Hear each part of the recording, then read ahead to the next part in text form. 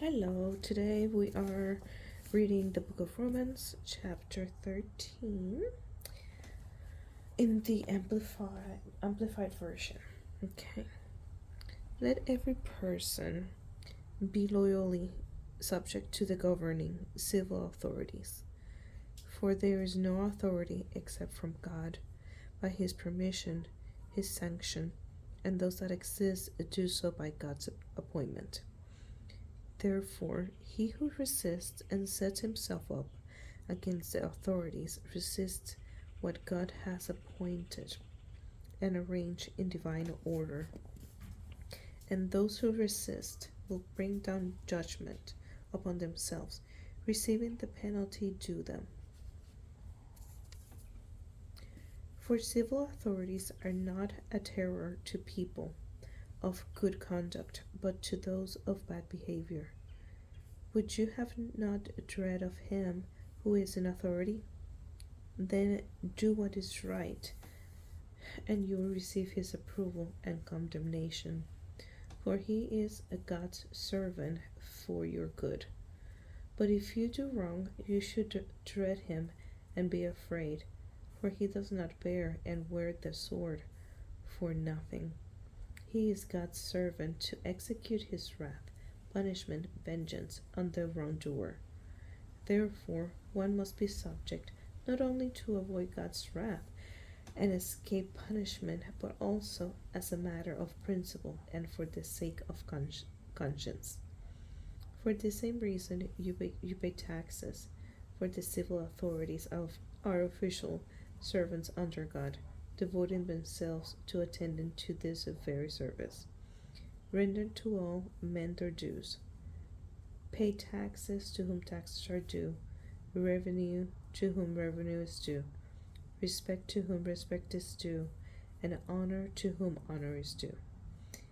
Keep out of debt, and owe no man anything except to love one another. For he who loves his neighbor, who practices loving others, has fulfilled the law relating to one's fellow man, meeting all its requirements.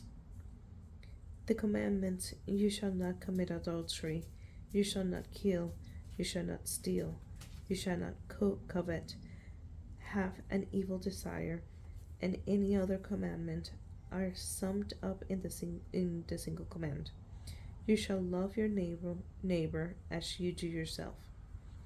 Love does no wrong to one's neighbor. It never hurts anybody. Therefore, love meets all the requirements and is the fulfilling of the law.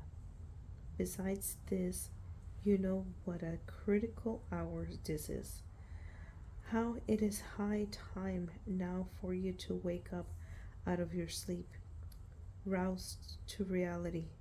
For salvation, final deliverance, it's nearer to us now than when we first believed, adhered to, trusted in, and relied on Christ the Messiah. The night is far gone and the day is almost here. Let us then fling away the works and deeds of darkness, and put on the full armor of light. Let us live and conduct ourselves honorably and becomingly as in the open light of day, not in reveling, carousing, and drunkenness, not in immorality and debauchery, sensuality, and licentiousness, not in quarreling and jealousy, but clothe yourself with the Lord Jesus Christ the Messiah, and make no provision for indulging the flesh. Put a stop to thinking about the evil cravings of your physical nature to gratify its desires, lust. That is the end of chapter 13 of the book of Romans. And look at him.